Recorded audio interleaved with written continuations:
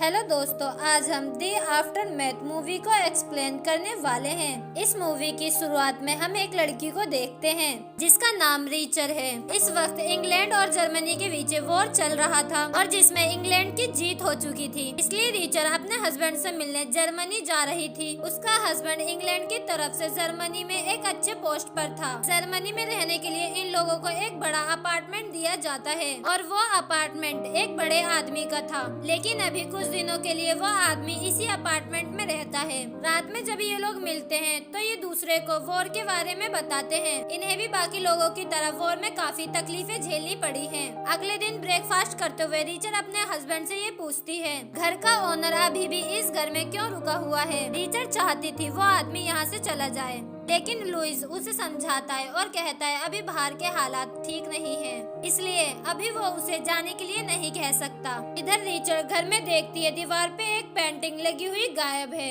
इसके बाद वो स्टीफन से इस बारे में पूछती है। स्टीफन इस वक्त काफी गुस्से में होता है और वो स्टीफन से कहता है, तुम मुझे इस घर से निकालना चाहती हो और इसलिए ही ऐसा कर रही हो। इसके बाद वो रीचर को किस करता है। तुम्हारे लिए यही सही रीजन है ताकि तुम मुझे घर से निकाल सको। यहाँ पे रीचर उसे कुछ नहीं कह पाती है और रात में लुइस और रीचर इंटीमेट होने वाले होते हैं, लेकिन अचानक लुइस को एक कॉल आता है और उसे अपनी ड्यूटी के लिए कहीं जाना पड़ता है।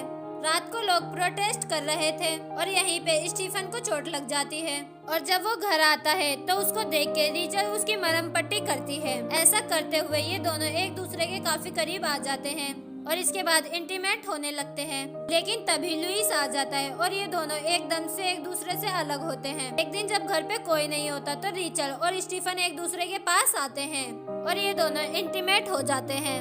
रीचर अब काफी खुश रहने लगी थी और स्टीफन भी उसे देखकर ये कहता है अगर वो चाहे तो वो हमेशा उसके साथ रह सकती है और वो कुछ दिनों के बाद ही यहाँ से जाने वाला है। अगर वो चाहे तो वो उसके साथ आ सकती है। इसके बाद रीचर अपनी फ्रेंड से मिलती है। रीचर अपनी फ्रेंड से ये कहती है कि वो अपने हस्बैंड से कहे कि वो स्टीफन के डॉक्यूमेंट्स वापस कर दें, क्योंकि उन लोगों को स्टीफन पे शक था, इसलिए उन्होंने उसके डॉक्यूमेंट अपने पास रख रखे थे। रीचर की फ्रेंड उसकी बात सुनकर ये समझ जाती है कि रीचर और स्टीफन का अफेयर चल रहा है। रात में जब लुइस घर आता है तो वो रीचर को ये बताता है कि वो दोनों कुछ दिनों के लिए इंग्लैंड जाने वाले हैं। स्टीफन भी उन दोनों की बातें सुन रहा था और जब ये दोनों अकेले होते हैं तब स्टीफन रीचर से ये कहता है कि उन्हें लुइस को सब कुछ सच बता देना चाहिए। अगली रात पार्टी में लुइस और रीचर एक दूसरे के साथ जाते हैं। उसके बाद उसका दोस्त पूछता है उसने अपनी वाइफ को स्टीफन के डॉक्यूमेंट की सिफारिश के लिए क्यों भेजा था। जब लुइस अपने फ्रेंड की ये बातों को सुनता है तो उसे रीचर पे शक होता है। डांस करते वक्त लुइस रीचर से इस बातों को पूछता है। इसके बाद लुइस घर पहुँचता है और वो अपने बेटे के बारे में सोच के रोने लग जाता है। इसके बाद लुइस रीचर को बोलता है वो जब भी अकेला रहता है तो वो रीचर और अपने बेटे को बहुत ज्यादा मिस करता है। रीचर लुइस की बातों को सुन के उसे गले से लगा लेती है। इसके बाद वो स्टीफन को देखते हैं, वो अपनी बेटी त्रिडा के साथ वापस जा रहा था। रीचर भी उसके साथ रहती है, लेकिन जाते वक्त अचानक रीचर अपने फैसले को बदल लेती है। स्टीफन उसे समझाने की कोशिश करता है और वो उसे कहता है कि उसे ऐसा नहीं करना चाहिए, लेकिन रीचर उसके साथ नहीं जाती है। उसके बाद वो वापस लुइस के पास आती है। लुइस भी रीचर की सारी गलतियों को माफ कर देता है और रीचर भी लुइस के साथ अपनी नई जिंदगी की शुरुआत करती है।